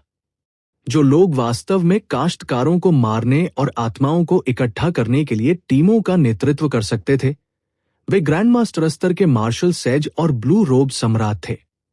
मार्शल सम्राट विशेषज्ञों का युद्ध क्षेत्र निश्चित रूप से तारों वाला स्वर्ग होगा। वे कुनलुन क्षेत्र की लड़ाई में हस्तक्षेप नहीं करेंगे। उस समय यदि एक और ग्रैंड मास्टर स्तर का मार्शल ऋषि दिखाई देता है तो कुनलुन क्षेत्र में जीत की संभावना अधिक होगी। अराजक समय में नायक उभरे। ऐसा अराजक दृश्य काश्तकारों के लिए भी जल्दी से आगे बढ़ने के लिए सबसे अच्छा था। हालांकि कीमत अधिक थी और बड़ी संख्या में पुरानी पीढ़ी के मार्शल सेज या युवा पीढ़ी के प्रतिभाओं में गिरावट आएगी, लेकिन प्रभाव सबसे अच्छा होगा। वे दोनों एक विशाल प्रशिक्षण मैदान में पहुंचे। चंद्रप्रकाश ने अपना हाथ लहराया और वहां लड़ रहे जूनियर्स को पीछे हटने के लिए कहा। फिर उन्होंने पहले प्रशिक्षण मैदान पर कदम रखा। इस कार्रवाई ने तुरंत अन्य संप्रदायों के शिष्यों और ड्रिल ग्राउंड में आंतरिक संप्रदाय के बुजुर्गों का ध्यान आकर्षित किया। पहले बुजुर्ग चंद्रप्रकाश हाउटियन संप्रदाय के कुछ ग्रैंड मास्टर स्तर के मार्शल संतों में से एक थे। न केवल कई शिष्यों ने चंद्रप्रकाश को एक कदम उठाते हुए नहीं देखा था, बल्कि कई आंतरिक संप्रदाय के बुजुर्गों ने भी उन्हें एक कदम उठाते नहीं देखा था। उस समय चंद्रप्रकाश हाउटियन संप्रदाय के एक शिखर प्रतिभा थे।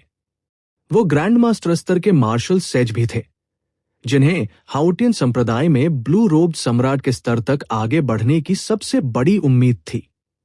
अर्जुन देव, मैं मेडल ग्रेड मार्शल सेज के शिखर पर पहुंचने के लिए अपनी साधना को दबा दूंगा और आपके साथ कुछ चालों का आदान प्रदान करूंगा। आइए देखें कि क्या आप संप्रदाय मास्टर के अनुसार हैं। पुनर्जन्म। क्या हवा में रहस्यमय काले कपड़े पहने व्यक्ति वास्तव में किंग सम्राट के वंशज अर्जुन देव हैं, जो 2 साल से लापता है और कभी शहर में चर्चा का विषय थे। जैसे ही चंद्रप्रकाश ने यह कहा, ड्रिल ग्राउंड में भारी हंगामा शुरू हो गया। कई नए उन्नत अर्धऋषियों ने आकाश की ओर देखा। अर्जुन देव, 2 साल पहले यह नाम पूरे कुनलुन क्षेत्र में फैल गया था, जिसने पूरी जगह को हिला दिया था। दुर्भाग्य से ऋषि मार्ग स्मारक में उस चौंकाने वाले कारनामे के बाद अर्जुन देव फिर कभी प्रकट नहीं हुए। ऐसी अफवाहें थी कि वह ऋषि मार्ग स्मारक में फंस गए थे। पिछले 2 वर्षों में कई नई प्रतिभाएं उभरी थी, प्रसिद्ध हो गई थी। हालांकि किंवदंती के मामले में उनमें से कोई भी अर्जुन देव की तुलना नहीं कर सकता था। कृशिव कितने मजबूत थे। अब वह चमक रहा था, पूरी तरह से ऊपर उठ रहा था। यहां तक कि पुरानी पीढ़ी के मार्शल सेज भी उनसे कमतर थे। प्राचीन युग से मौजूद मजबूत जातियों की कुछ प्रतिभाओं ने कृशिव को कम आंकने की हिम्मत नहीं की। 2 साल पहले अर्जुन देव ने ऋषि मार्ग स्मारक पर युवा पीढ़ी की शीर्ष प्रतिभा को बेरहमी से लात मारी थी, जिससे वो हवा में उड़ गया था।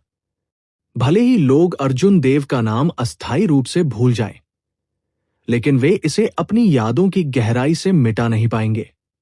स्वर्गीय सागर का लबादा उतारने के बाद अर्जुन देव जमीन पर मजबूती से उतरे। फिर उन्होंने मुट्ठी बांधकर सलामी दी और कहा, पहले बुजुर्ग, कृपया मुझे कुछ संकेत दें। ये एक साधारण क्रिया थी, लेकिन अर्जुन देव ने एक निश्चित हवा छोड़ दी।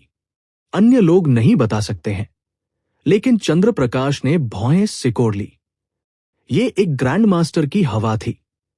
इतनी कम उम्र में अर्जुन देव के पास पहले से ही पुरानी पीढ़ी की हवा और हाव भाव था, जो सैकड़ों वर्षों से जीवित थे। इस व्यक्ति ने किस तरह के काया पलट से गुजरा। चंद्रप्रकाश मन ही मन आनंदित हो गया। उन्हें अर्जुन देव की असली ताकत का परीक्षण करने के लिए एक खुजली महसूस हुई। अगर अर्जुन देव सिर्फ एक अभिनय कर रहे थे तो यह बहुत निराशाजनक होगा। ध्यान से, मैं आ रहा हूं। एल्डर चंद्रा के बोलने के ठीक बाद उन्होंने अर्जुन देव पर जोर से बूम के साथ हमला किया। उसके शरीर पर भयंकर ज्वाला धधक उठी। जैसे जैसे वह आगे बढ़ा, वह एक धधकते तारे की तरह बन गया, एक लंबी पूंछ खींचते हुए जब वह ब्रह्मांड के माध्यम से टिमटिमाता था। जब उन्होंने हमला किया तो उन्होंने अपनी सर्वश्रेष्ठ मार्शल तकनीक स्टार बर्निंग फिस्ट का इस्तेमाल किया। एक बार जब यह खेल गया तो ऐसा लग रहा था कि पूरा अभ्यास मैदान एक विशाल तारों वाले आकाश में बदल गया है, जिससे असीम दबाव पड़ रहा है। इसने देखने वाले शिष्यों और आंतरिक संप्रदाय के बुजुर्गों को चौंका दिया। यह बर्निंग स्टार फिस्ट एक सुपीरियर ग्रेड हेवन रैंक वाली मार्शल तकनीक थी। इसके अलावा एल्डर चंद्रा ने कई वर्षों तक इसका अभ्यास किया था। हालांकि अर्जुन देव ने मेडल ग्रेड मार्शल सेज के शिखर पर पहुंचने के लिए अपनी साधना को दबा दिया था, लेकिन उन्होंने इस चाल का उपयोग उसी क्षण किया था जब उन्होंने शुरुआत की थी। उनकी वर्तमान खेती के साथ ऐसा करना बहुत मुश्किल था। अर्जुन देव चकमा नहीं दिए। उसने मन ही मन सोचा, अच्छा समय। उसने अपने पैरों को थोड़ा हिलाया और एक रुख ग्रहण किया। फिर उसने भी मुक्का मारा। उसकी आभा अचानक बदल गई। अर्जुन देव का शरीर कृपाण की तरह था, उनका इरादा कृपाण की तरह था, और उनकी मुट्ठी कृपाण की तरह तेज थी। इस मुक्के ने वास्तव में लोगों को यह एहसास दिलाया कि यह एक कीमती तलवार थी जिसे खोल दिया गया था। एक ठंडी रोशनी चमकी और उसका तीखापन अद्वितीय था। इसमें मुट्ठी की रोशनी का विस्फोटक बल और कृपाण का ठंडा तीखापन था। बैंग! दोनों मुट्ठियां आपस में भिड़ गईं और एक जोरदार विस्फोट हुआ। दोनों 10-10 कदम पीछे हट गए। वे समान रूप से मेल खाते थे। अप्रत्याशित रूप से अर्जुन देव एल्डर चंद्रा की सर्वश्रेष्ठ मार्शल तकनीक के साथ आमने सामने भिड़ गए। मुट्ठी की रोशनी में चाकू जैसी बिजली की रोशनी से चंद्र प्रकाश को एक भेदी दर्द महसूस हुआ, जिससे वो बहुत चौंक गया। इसे कई बार परिष्कृत करने के बाद अर्जुन देव ने तेज चाकू जैसी बिजली की रोशनी से छुटकारा पाने की कोशिश की। हालांकि उन्होंने पाया कि यहां तक कि उनके medal grade marshal sage law energy के साथ वो ऐसा नहीं कर सकते थे। अपने वचन से पीछे नहीं हटना चाहते हुए अर्जुन देव ने अधिक ऊर्जा प्रसारित की। हालांकि चाकू जैसी ये बिजली की रोशनी दर्दनाक और सुन्न थी। हालांकि इससे उसे कोई मूलभूत क्षति नहीं हुई, लेकिन यह असहनीय रूप से दर्दनाक था। विरोध करने में असमर्थ अर्जुन देव एक पल के लिए स्थिर खड़े रहे और कानून ऊर्जा का उपयोग किया जो केवल सुपीरियर ग्रेड मार्शल ऋषियों के पास थी। अंत में अर्जुन देव को पता चला कि वह तुरंत इससे छुटकारा नहीं पा सकता है। जब उन्होंने अपनी ऊर्जा को सुपीरियर ग्रेड मार्शल सेज तक बढ़ाया, तभी उन्होंने ऐसा करने का प्रबंधन किया। सतह पर ऐसा लग रहा था कि यह एक्सचेंज एक ड्रॉ था। वास्तव में चंद्र प्रकाश अपने वचन से मुकर गए थे और एक शिखर सुपीरियर ग्रेड मार्शल ऋषि की कानून ऊर्जा का इस्तेमाल किया था, इसलिए वो पहले ही हार चुके थे। बेशक अर्जुन देव सहित अन्य लोगों को इस छोटी सी कार्रवाई पर ध्यान नहीं जाएगा। चंद्र प्रकाश फूट फूट कर मुस्कुराए बिना नहीं रह सके। ऐसे जूनियर के खिलाफ वो वास्तव में आधी चाल से हार गया। अगर इस बात की बात सामने आती है तो ये बहुत शर्मनाक होगा। हालांकि जितना ज्यादा ये इस तरह था, उतना ही ये अर्जुन देव की ताकत को साबित करता था। वह आभा सिर्फ दिखावे के लिए नहीं थी। चंद्र प्रकाश ने जोर से हंसते हुए कहा, 2 साल तक आपको नहीं देखने के बाद आपने वास्तव में मुझे एक सुखद आश्चर्य दिया है। फिर से मेरे गोल्डन क्रो स्प्रेडिंग विंग्स प्राप्त करें। चंद्र प्रकाश का शरीर चारों ओर घूमता रहा और हवा में उड़ गया। उसने अपनी बाहों को एक दिव्य पक्षी की तरह फैलाया और अपने पंख फैलाए। वो अविश्वसनीय रूप से मजबूत था और एक तेज हवा चली, जिससे अंतरिक्ष काम गया। चंद्र प्रकाश की पीठ से मूसलाधार लपटें फैल गई और एक उग्र आभा ने तुरंत पूरे प्रशिक्षण मैदान को भर दिया। अर्जुन देव ने अपनी आंखें सिकोड़ ली। जैसे ही एल्डर चंद्रा ने अपनी बाहें फैलाई और हवा में उड़ गए, ऐसा लगा जैसे वह एक सच्चे गोल्डन क्रो में बदल गया हो। अर्जुन देव पर एक विशाल आभा बंद हो गई और एल्डर चंद्रा की आंखों में रोशनी बिजली की तरह तेज हो गई। एल्डर चंद्रा बहुत तेजी से आगे बढ़े, जैसे कोई गोल्डन कौवा भोजन की तलाश में शिकार करता हो। अगले ही पल वो अपने शिकार अर्जुन देव को आधा फाड़ देगा। स्पष्ट रूप से एल्डर चंद्रा ने इस कदम का सार समझ लिया था। आत्मा, इरादा और गति सभी को उनकी सीमा तक लाया गया। यहां तक कि एक सुपीरियर ग्रेड मार्शल सेज भी इस तरह के कदम का सामना करने की हिम्मत नहीं करेगा। वे या तो अपनी पूरी ताकत से बचाव करेंगे या खेदजनक स्थिति में भाग जाएंगे। जिस क्षण किसी विशेषज्ञ ने कोई कदम उठाया, यह स्पष्ट हो गया कि वे कुशल हैं या नहीं। जब पहले बड़े चंद्र प्रकाश ने गोल्डन क्रो स्प्रेडिंग विंग्स का इस्तेमाल किया, तो उपस्थित सभी शिष्यों और बुजुर्गों की आंखें चमक उठीं। प्रथम एल्डर वास्तव में अपने नाम पर खरा उतरा। उन्होंने गोल्डन क्रो स्प्रेडिंग विंग्स के युद्ध कौशल का 130% बाहर निकाला। यदि कोई साधारण व्यक्ति इस कदम के युद्ध कौशल का 80% बाहर ला सकता है, तो इसके लिए उनकी प्रशंसा की जाएगी। उसने कुछ प्रत्याशा के साथ सोचा। हालांकि उन्हें नहीं पता था कि अर्जुन देव इस कदम के साथ आमने सामने भिड़ने की हिम्मत करेंगे या नहीं। अच्छा कदम, अर्जुन देव ने चिल्लाया और कुन पैंग मुट्ठी को मार डाला। उसने अपनी बाहें भी फैलाई और उसके पीछे की कानून ऊर्जा ने कुन पैंग को मूर्त रूप दिया। कुन पैंग और गोल्डन क्रो अमर युग के पवित्र जानवर थे, किंवदंतियों की पवित्र आत्माएं।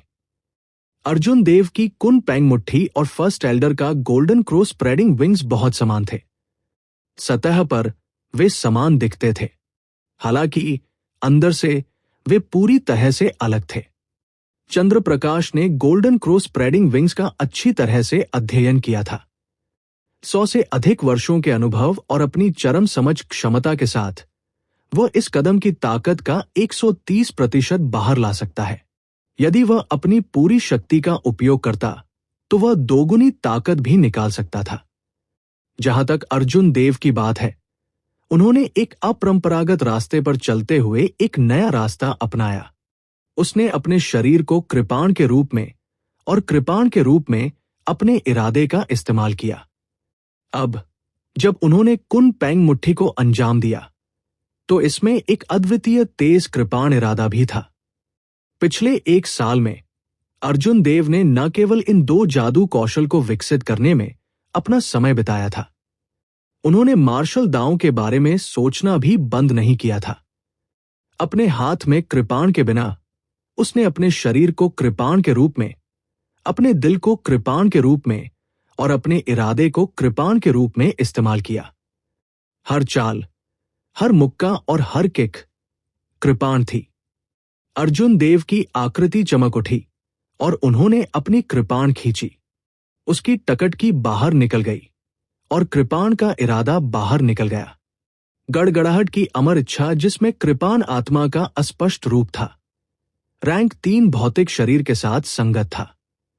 कृपाण तकनीक में अपने कई वर्षों के विसर्जन के साथ वो एक ऐसे रास्ते पर चला जो पहले या बाद में किसी के पास नहीं था। अपना खुद का दांव बनाया। जब कुन पैंग ने अपने पंख फैलाए, तो उसे बहुत नीचे होने के कारण आकाश से नफरत थी। सिर्फ एक नजर से ये आसमान को ढक सकता है। जब अर्जुन देव ने अपनी बाहें फैलाई तो तेज हवा चली। यह हवा पहले बुजुर्ग चंद्र प्रकाश से भी अधिक क्रूर थी। अर्जुन देव का पंच चंद्र प्रकाश के सामने आ गया, भले ही वह बाद में चले गए। शिकार और शिकारी की भूमिकाएं एक पल में बदल गई। चंद्र प्रकाश की नजर में आने वाला अर्जुन देव स्पष्ट रूप से एक कुन पैंग था। हालांकि चंद्र प्रकाश के दिमाग में जो छवि दिखाई दी वह एक शक्तिशाली खजाने की कृपाण की थी जो तेज रोशनी से चमक रहा था। अर्जुन देव के पास न केवल 90% समझ में आने वाला कृपाण इरादा था, बल्कि इसमें गड़गड़ाहट की और भी अधिक भयानक अमर इच्छा भी थी। अर्जुन देव ने इस कुन पैंग फिस्ट के लिए एक अलग दृष्टिकोण अपनाया था। वो पहले ही उस समय स्वर्गीय रॉक किंग जो कर सकता था, उसकी सीमा को पार कर चुका था। इसे पूरी तरह से अलग चाल में बदल सकता था।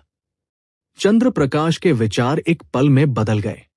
वह जानता था कि अगर वह इस कदम से टकराने के लिए एक चोटी के मिडिल ग्रेड मार्शल सेज के युद्ध कौशल का उपयोग करता है, तो वह निश्चित रूप से हार जाएगा। बूम! अर्जुन देव की आभा बेतहाशा बढ़ गई। इससे पहले कि अर्जुन देव की मुट्ठी का प्रकाश निकट आता, उनकी ताकत एक सुपीरियर ग्रेड मार्शल ऋषि के रूप में बढ़ गई। उन्होंने गोल्डन क्रो स्प्रेडिंग विंग्स की ताकत को दोगुना बाहर निकाला।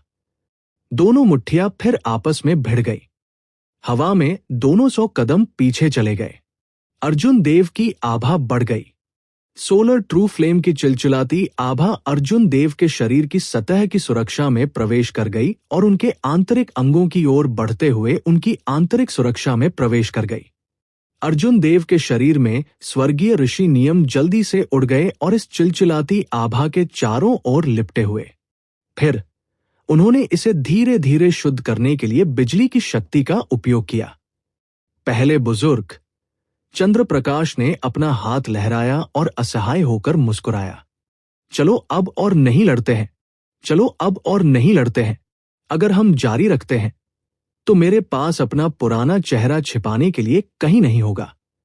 मैं पहली चाल में हार गया।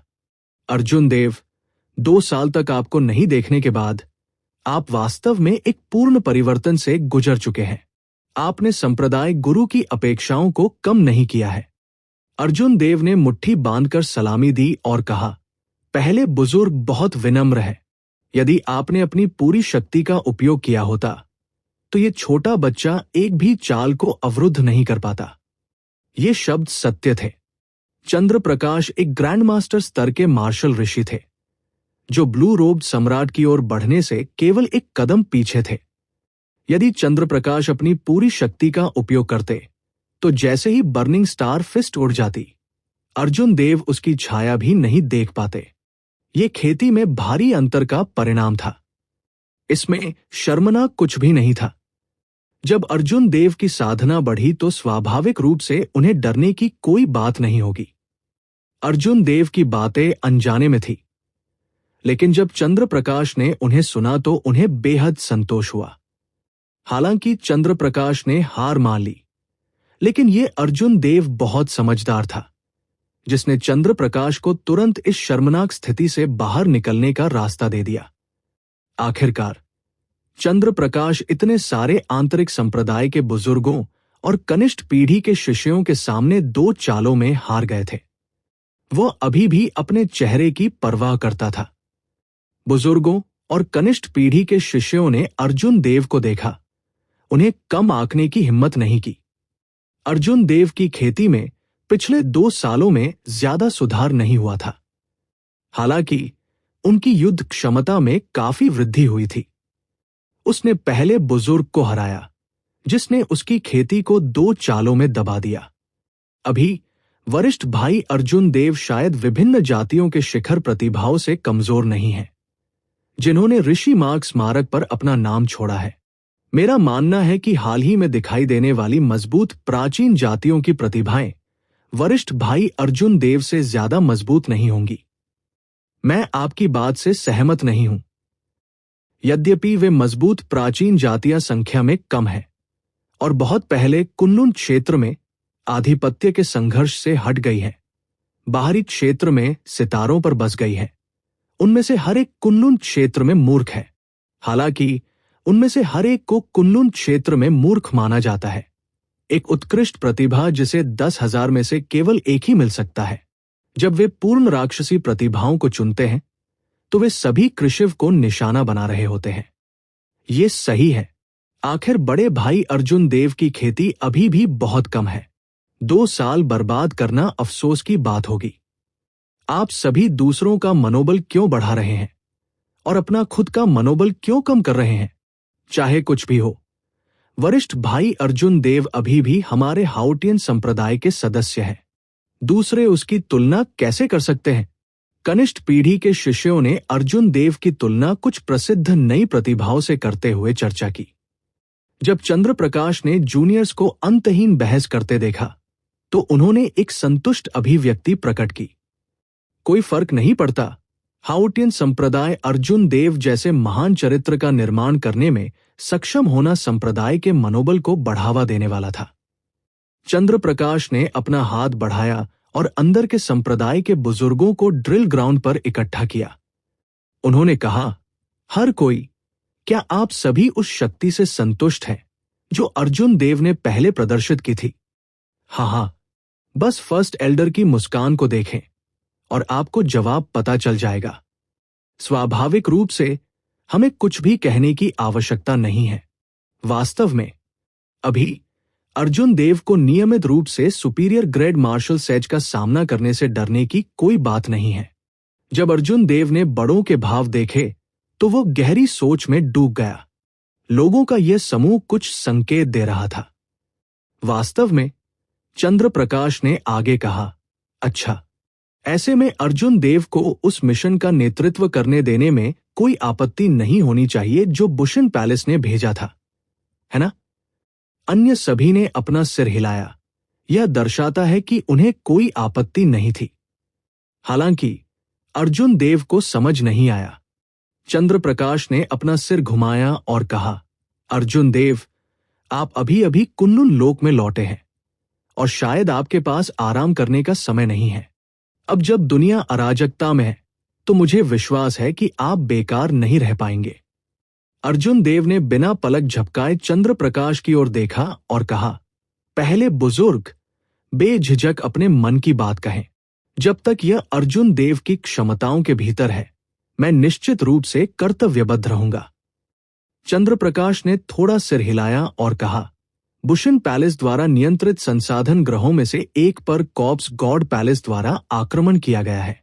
3 महीने पहले प्राइमल कैओस डोमेन के मड्डी स्काई संप्रदाय के यंग मास्टर ने ढीले काश्तकारों के एक समूह को परेशान पानी में मछली पकड़ने के लिए लाया। बुशन पैलेस ने महान परिवारों के 9 रैंकों को मदद के लिए एक अनुरोध भेजा। हमारा हाउटियन संप्रदाय उनमें से एक है। मूल रूप से मैंने आपके लिए स्टारी स्काई सिल्वर लेक में जाने की व्यवस्था करने की योजना बनाई थी। वह स्थान जहां 5 दौड़ों के बीच लड़ाई सबसे खतरनाक है। हालांकि यह आदेश कल ही आया है। अब हाउटियन संप्रदाय के अधिकांश सुपीरियर ग्रेड मार्शल ऋषि स्टारी हेवन सिल्वर लेक में चले गए हैं। आपकी उपस्थिति ने मेरी तत्काल समस्या का समाधान कर दिया है। कोई आश्चर्य नहीं कि प्रथम बुजुर्ग ने व्यक्तिगत रूप से अर्जुन देव का स्वागत किया, जिससे उन्हें अपनी चालों का परीक्षण करने की अनुमति मिली। ऐसा लग रहा था कि यही सबसे बड़ा कारण था। चूंकि अर्जुन देव को दूसरों से एहसान प्राप्त था, इसलिए उन्हें उनका बदला चुकाना पड़ा। संयोग से वह 2 साल से बंद दरवाजे की खेती कर रहे थे। उसे यह जांचने की जरूरत थी कि उसने वास्तविक युद्ध में क्या सीखा और समझा था। कुछ देर सोचने के बाद अर्जुन देव चंद्र प्रकाश की बात मान गए।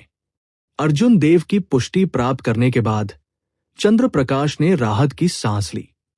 उन्होंने अन्य बुजुर्गों को खारिज कर दिया और अर्जुन देव से कहा, विशाल ब्रह्मांड में अनगिनत तारे हैं जिन्हें संसाधन ग्रह कहा जा सकता है। वे बहुत कम और बहुत दूर हैं। बुशन पैलेस द्वारा नियंत्रित संसाधन ग्रहों की संख्या भी बेहद सीमित है। एक को भी खोना बहुत बड़ा नुकसान होगा। यदि आप इस संसाधन ग्रह की रक्षा कर सकते हैं तो बुशन पैलेस आपको महत्वपूर्ण लाभ देगा। इसके अलावा इसे सैन्य योग्यता के रूप में गिना जाएगा। यदि आप बुशन पैलेस से एक महान उपाधि प्राप्त कर सकते हैं तो आपके पास एक बड़ी मासिक आय होगी। महान उपाधि जितनी अधिक होगी, लाभ उतने ही अधिक होंगे। मैं इस पर विस्तार से नहीं बताऊंगा, आप इसे भविष्य में समझेंगे। मैं आपको जो बताना चाहता हूं वो संप्रदाय के शिष्यों के इस समूह की रक्षा के लिए अपना सर्वश्रेष्ठ प्रयास करना है, जो सहायता प्रदान करने के लिए आपके साथ जा रहे हैं। ये संप्रदाय के अंकुर है। उनका भविष्य असीमित है। युद्ध का मैदान क्रूर और निर्दयी है। अगर वे मर जाते हैं तो वे मर जाते हैं। इस बार ये अनुभवात्मक प्रशिक्षण या संप्रदाय मिशन नहीं है। ये एक सच्चा युद्ध क्षेत्र है। अंत में चंद्र प्रकाश के हाव भाव गंभीर हो गए। जब से कुन्नुन क्षेत्र में अराजकता शुरू हुई है, कई पुरानी पीढ़ी के लोग और उत्कृष्ट युवा गिर गए थे। वे सभी प्रसिद्ध विशेषज्ञ थे। प्रथम बुजुर्ग के शब्दों की गंभीरता को भांपते हुए अर्जुन देव ने मन ही मन चुपचाप आह भरी। वर्तमान अराजकता विभिन्न जातियों के शिखर पावर हाउस का काम था। बड़ी अराजकता में बड़ी आकस्मिक मुठभेड़ें होना तय था। निश्चित रूप से कई ग्रैंडमास्टर स्तर के मार्शल ऋषि होंगे। हालांकि कीमत बहुत अधिक थी। आओ, स्वर्गीय युद्ध महल में मेरे पीछे आओ। मैंने पहले ही उम्मीदवारों के बारे में फैसला कर लिया है। हम बस आपका इंतजार कर रहे हैं। कुछ ही सांसों में दोनों हेवनली बैटल पैलेस पहुंचे। अर्जुन देव ने सहारा देने जा रहे संप्रदाय के शिष्यों की ओर दृष्टि डाली। उनमें से लगभग 20 थे। वे सभी अवर श्रेणी के मार्शल ऋषि थे। खेती के मामले में वे अर्जुन देव से बहुत कमजोर नहीं थे। ये बात अर्जुन देव को चौंका दी। चंद्र प्रकाश ने समझाया और समझाया। इन सभी शिष्यों ने अर्जुन देव और बेदेही के रक्त से परिष्कृत स्वर्गीय ओस दिव्य वसंत की गोली का सेवन किया था। इस आकस्मिक मुठभेड़ के लिए धन्यवाद। वे सभी 2 साल में मार्शल सेज के लिए आगे बढ़ गए थे। उनमें से उत्कृष्ट लोग जैसे प्रभातिका, सुमन और अन्य पहले से ही बेदेही का पीछा करते हुए तारों वाले स्वर्ग सिल्वर लेक तक जा चुके थे। ये और भी अधिक खतरनाक युद्ध क्षेत्र था जिसमें और भी अधिक आकस्मिक मुठभेड़ें थी। जैसे जैसे अर्जुन देव ने लोगों के इस समूह को आकार दिया, इन जूनियर्स ने उन्हें भी आकार दिया। वे सभी अनियंत्रित थे। उनकी आंखें गर्व से भर गई। ये समझ में आया, प्रतिभाओं के इस युग में भी वे इतनी कम उम्र में मार्शल ऋषि के रूप में आगे बढ़ने में सक्षम होने पर गर्व कर सकते थे। कई शिष्यों ने अर्जुन देव को पहचान लिया। उनकी आंखों में सदमा भर गया। हालांकि झटका बीतने के बाद उन्हें और भी आश्चर्य हुआ। 2 साल तक उन्हें नहीं देखने के बाद अर्जुन देव वास्तव में अभी भी एक मध्यम चरण के अवर ग्रेड मार्शल ऋषि थे। ये शिष्य मदद नहीं कर सकते थे, लेकिन उनका उपहास कर सकते थे। यह महान व्यक्ति इससे ज्यादा कुछ नहीं था। चंद्र प्रकाश ने जूनियर्स के इस समूह की ओर इशारा करते हुए कहा, अर्जुन देव, मैं उसे आप पर छोड़ दूंगा। मैं उसे इस बार तुम्हारे पास छोड़ दूंगा। उन्होंने कहा, पहले बुजुर्ग, हमें इस बात पर कोई आपत्ति नहीं थी कि आपने 2 साल पहले अर्जुन देव को हमारा नेतृत्व करने दिया।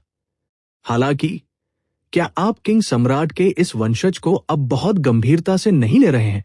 जैसे ही एल्डर चंद्रा ने बोलना समाप्त किया, किसी ने तुरंत अपना असंतोष व्यक्त करते हुए ठंड से सूंघा। कुछ और लोगों ने सूट का पालन किया, ये व्यक्त करते हुए कि किसी को समान साधना आधार के साथ टीम का नेतृत्व करने देना निश्चित रूप से उन्हें कोई युद्ध गुण नहीं देगा। जो सबसे पहले बोलता था वो एक युवक था जो काले युद्ध कवच पहने हुए था और अपनी पीठ पर लाल रंग की कृपाण ले रहा था। वो लंबा और मोटा था, एक गठिला पीठ और एक गठिला कमर के साथ। वह अर्जुन देव से भी लंबा था, जो 1.8 मीटर लंबा था। इस युवक का चेहरा, मोटी भौहें और बड़ी बड़ी आंखें थी। उसकी आंखें अहंकार से भर गई। उसने अर्जुन देव को साहसपूर्वक देखते हुए अपने तीखेपन को बिल्कुल भी नहीं रोका। अर्जुन देव शांत रहे। उसे नहीं लगा कि इस व्यक्ति का कोई दुर्भावनापूर्ण इरादा है। युवाओं को स्वाभाविक रूप से गर्व था। अब जब उनके समान उम्र का कोई व्यक्ति उनका नेता बन गया, तो वे स्वाभाविक रूप से असंतुष्ट महसूस करेंगे। यह विशेष रूप से उस खेती के लिए था जिसे अर्जुन देव वर्तमान में प्रदर्शित करते हैं। वह वास्तव में केवल एक मध्यम चरण का अवर ग्रेड मार्शल ऋषि था। पिछले 2 सालों में अर्जुन देव बिना किसी निशान के गायब हो गए थे। उसके बारे में फैलने वाली अफवाहों से बचना मुश्किल होगा। चंद्र प्रकाश मंद मंद मुस्कुराए और कुछ नहीं बोले। वह चुपचाप देखता रहा कि अर्जुन देव उसके साथ इस तरह का व्यवहार कर रहे हैं। उनका मानना था कि अर्जुन देव इतने छोटे से मामले को आसानी से निपटा पाएंगे। अर्जुन देव के पास एक नाम सूची थी जो चंद्र प्रकाश ने उन्हें दी थी। इसमें इन 20 शिष्यों की विस्तृत जानकारी दर्ज की गई थी। एक नजर से उसे इस व्यक्ति की जानकारी मिल गई। थोड़ी देर बाद अर्जुन देव ने जानकारी को दूर कर दिया और इस व्यक्ति की ओर देखा। उन्होंने कहा, जतिन, इस साल 26 साल का late stage under grade marshal sage. बेहतर प्रतिभा, उत्कृष्ट योग्यता, कृपाण के लिए अत्यंत उच्च प्रतिभा और उसका कृपाण इरादा 70% समझ तक पहुंच गया है। उन्होंने एक बार पूर्णिमा मंडप के सिकंदर से लड़ाई लड़ी थी। हालांकि उन्हें करारी हार का सामना करना पड़ा, जो 10 चालों तक भी टिक नहीं सके। ये जानकारी कुछ विरोधाभासी लगती है। वो सिकंदर से 10 चालें भी नहीं टिक सका, और वो ये दावा करने की हिम्मत करता है कि कृपाण के लिए उसकी प्रतिभा बहुत अधिक है। ये बहुत ज्यादा है। जब जतिन ने अर्जुन देव को अपनी जानकारी पढ़ते हुए सुना तो उसे कुछ खुशी हुई। हालांकि उनके अनुभव की तुलना 2 साल पहले के अर्जुन देव से नहीं की जा सकती थी, फिर भी उन्हें एक नई प्रतिभा माना जा सकता है जो हाल के वर्षों में उभरी थी। उनकी प्रसिद्धि दूर दूर तक फैल गई थी। हालांकि जतिन सिकंदर से हार गए थे, लेकिन ये एक शानदार हार थी। हर कोई जानता था कि सिकंदर कम उम्र में ही प्रसिद्ध हो गया था, 18 दक्षिणी प्रांतों का शीर्ष ब्लेड्समैन। अब जबकि 2 साल और बीत चुके थे, सिकंदर की कृपाण की मंशा 90% समझ में आ गई थी। उनकी ताकत अब विभिन्न जातियों की चरम प्रतिभाओं को टक्कर दे रही थी। जतिन का कृपाण इरादा खेती और कृपाण दोनों में सिकंदर की तुलना में कमजोर था। वह केवल 10 चालों के बाद हार गया। हालांकि अर्जुन देव के कैजुअल शब्दों ने उन्हें ऐसा लगा दिया जैसे वह बेकार है। जतिन पहले से ही असंतुष्ट था। स्वाभाविक रूप से वो अब और सहना नहीं चाहता था। वो आगे बढ़ा और अपना सिर उठाया। एक तेज दृष्टि प्रकट करते हुए उसने कहा, वरिष्ठ भाई अर्जुन देव, आपको सफेद वस्त्र वाले ब्लेड्समैन के रूप में जाना जाता है। 2 साल पहले आप कुनलुन क्षेत्र में प्रसिद्ध हुए। जतिन प्रतिभाशाली नहीं है और कृपाण पर वरिष्ठ भाई से मार्गदर्शन लेना चाहता है। हालांकि चंद्र प्रकाश मन ही मन बुरी तरह मुस्कुराया। प्रतिस्पर्धा करने के लिए सभी चीजों में से उन्हें अर्जुन देव के साथ प्रतिस्पर्धा करनी थी। जब चंद्र प्रकाश ने अर्जुन देव के साथ अपने पहले के आदान प्रदान के बारे में सोचा तो इसकी याद अभी भी उनके दिमाग में ताजा थी। अर्जुन देव के 2 घूंसे एक अलग रास्ता ले चुके थे, एक अपरंपरागत तरीके से आगे बढ़ रहे थे। वे अभी भी कुछ हद तक अपरिपक्व लग रहे थे। हालांकि समय दिए जाने पर अर्जुन देव निश्चित रूप से अपना गुट बनाएंगे, एक अद्वितीय कृपाण सम्राट बन गए। ये सोचकर चंद्र प्रकाश एक वॉइस प्रोजेक्शन भेजे बिना नहीं रह सके। अर्जुन देव, टेक इट इजी। ये जतिन एक ऐसा अंकुर है जिसके बारे में हमारे बुजुर्ग भी बहुत सोचते हैं। उन्हें जूनियर्स के इस बैच में सबसे अधिक क्षमता वाला शिष्य माना जा सकता है। यहां तक कि पहले एल्डर के ऐसा कहे बिना भी मैं बता सकता हूं। हालांकि अगर जेड को पॉलिश नहीं किया जाता है तो ये उपयोगी नहीं होगा। उसे कृपाण के साथ प्रतिस्पर्धा करने के लिए उकसाने में मेरे अपने इरादे हैं। जब चंद्र प्रकाश ने अर्जुन देव की बात सुनी तो उन्होंने राहत की सांस ली। साथ ही वो बहुत हैरान था। अगर अतीत में होता तो अर्जुन देव ऐसे हालात में इतना संकोच नहीं करते। वो आगे बढ़ता और बिजली की गति से टकराता, जिससे सभी को तुरंत झटका लग जाता। एक ग्रैंड मास्टर की हवा, ये शब्द अचानक चंद्र प्रकाश के मन में छा गए। अर्जुन देव को पहली बार देखने को याद करते हुए उनके हाव भाव कांप उठे। अर्जुन देव का बेयरिंग और मुद्रा गलत नहीं हो सकती थी। उनके पास वास्तव में एक ग्रैंड मास्टर की हवा थी। ये शब्द कोई छोटी बात नहीं थी। चंद्र प्रकाश एक अनुभवी व्यक्ति थे और उनके पीछे के सिद्धांत को गहराई से समझते थे। कई सुपीरियर ग्रेड मार्शल सेज अपने जीवन काल में ग्रैंड मास्टर स्तर के मार्शल सेज के लिए आगे नहीं बढ़ सके। उनमें क्या कमी थी? ये एक ग्रैंड मास्टर की हवा थी। यहां तक कि असर और मुद्रा भी अपर्याप्त थी। अब तक अर्जुन देव के पास पहले से ही इतनी कम उम्र में एक ग्रैंड मास्टर की हवा थी।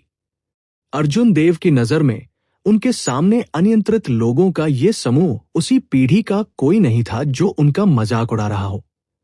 स्वाभाविक रूप से उन्होंने उन्हें जूनियर्स के एक समूह के रूप में माना जो खुद को बेहतर बनाना चाहते थे। जब तक अर्जुन देव सुपीरियर ग्रेड मार्शल सेज में आगे बढ़ेंगे तब तक वह तुरंत ग्रैंड मास्टर स्तर के मार्शल सेज में आगे बढ़ सकेंगे। 30 वर्षीय ग्रैंड मास्टर स्तर के मार्शल ऋषि चंद्र प्रकाश इस निष्कर्ष पर पहुंचे। जब उन्होंने अर्जुन देव की ओर देखा तो उनके हाव भाव काफी बदल गए। इन 2 वर्षों में, जबकि अर्जुन देव की साधना अपने साथियों से पिछड़ गई थी, एक बार जब वो ग्रैंड मास्टर स्तर के मार्शल ऋषि की दहलीज पर पहुंच गए, तो अर्जुन देव तुरंत बाकी सभी को पीछे छोड़ देंगे। जब तक उन लोगों ने एक ग्रैंड मास्टर की हवा के महत्व को समझा, तब तक अर्जुन देव ने कई वर्षों का अनुभव अर्जित कर लिया होगा। अपनी प्रतिभा और समझ क्षमता के साथ वह एक सम्राट के दिल को समझने और इस युग की सभी प्रतिभाओं को रौंदने में भी सक्षम हो सकता है। बड़े हॉल में भीड़ पहले ही किनारे पर चली गई थी, जिससे अर्जुन देव और जतिन के लिए एक विस्तृत जगह बची थी। जतिन ने अर्जुन देव की ओर देखा। ये एक ऐसा नाम था जो 2 साल पहले उसके कानों में गड़गड़ाहट की तरह गूंज रहा था। घबराहट के अलावा उसे और भी अधिक उत्तेजना महसूस हुई। उसकी आंखों में धीरे धीरे एक कट्टरपंथी लौ चमक उठी।